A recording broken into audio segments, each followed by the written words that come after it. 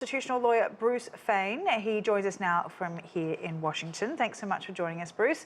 Trump's advisors said that they were very pleased with the media coverage on Thursday, and the former president immediately began to fundraise on his arrest. What do you make of these legal challenges Trump is facing? Should he be worried or really rally in this media coverage?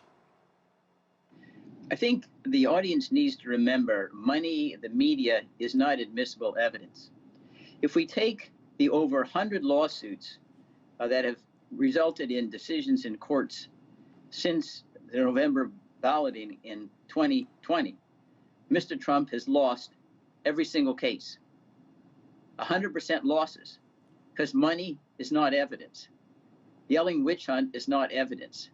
Getting nice media coverage and posting your mugshot like you're Winston Churchill is not evidence. And when you're in a court of law, you actually need admissible, authentic evidence that exculpates you from the incriminating evidence we have. Just take one example in Georgia. What is incriminating evidence? Well, we have an audio of a telephone call where Mr. Trump basically urges the Secretary of State, find at least 11,770 some votes so I can win. And if you don't do it, you could be in criminal jeopardy. That's evidence. That's incriminating evidence. Where's the exculpatory evidence? Well, all he does is yell witch hunt and have supporters demonstrate from time to time and raise money. But that isn't going to exonerate him in a court of law.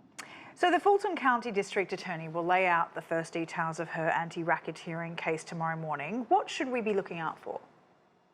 Well, I think it'll be deduced from already in the public record, the indictment, is that the racketeering will connect the dots, if you will, show that there are a whole series of seemingly disconnected events ranging from the fake electors to intimidating some of the vote counters like Ruby Freeman into falsely stating that, she was complicit in falsely counting votes, all scheming, including the audio tape that I recently referenced, towards one illegal end, making and falsifying the Georgia results that have been confirmed through numerous recounts to show that Trump was the winner rather than Mr. Biden, and that's racketeering.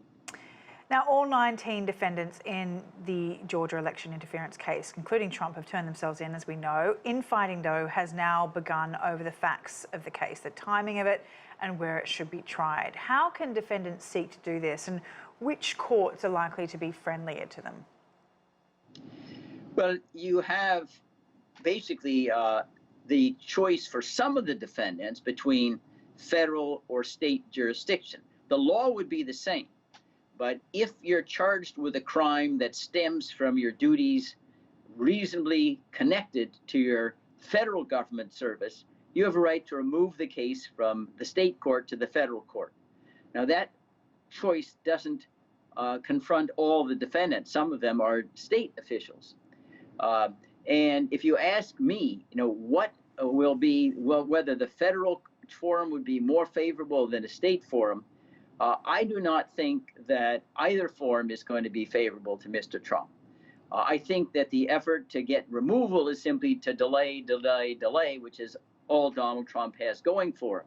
I think his effort at exoneration is hoping he can win the 2024 election and then pardon himself or shut down these prosecutions. Now, he can only do that at the federal level, not the state prosecutions, but it may well be that he'll have leverage, and who knows who's going to be in the governor's offices.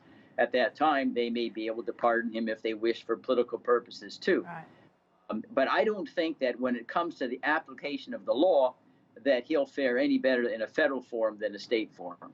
So given all you know, the evidence that you've cited, what are the chances that Trump and any of his co-defendants will end up in prison? I think it's at least 80 to 90%. And I say that in part because, remember, this is kind of a subplot, if you will, of the larger January 6th insurrection against the Capitol. And in that case, we've had already over 500 convictions, and there are sentences ranging from 10, 12, 17, 18 years in prison. And I don't think a judge or jury, if the jury sentences, is going to be sympathetic to the fact that the ringmasters, the leaders, go scot-free and all the foot soldiers are in prison for many, many years. So I think that what's happening in the sentencing phase for those convicted of felonies and the January 6 prosecutions that have already occurred are going to be a baseline for how many years the individuals now charged in Georgia, Florida, D.C., New York will confront if they're convicted of felonies. Bruce, thanks very much for your insight. Bruce Fein, constitutional lawyer for us.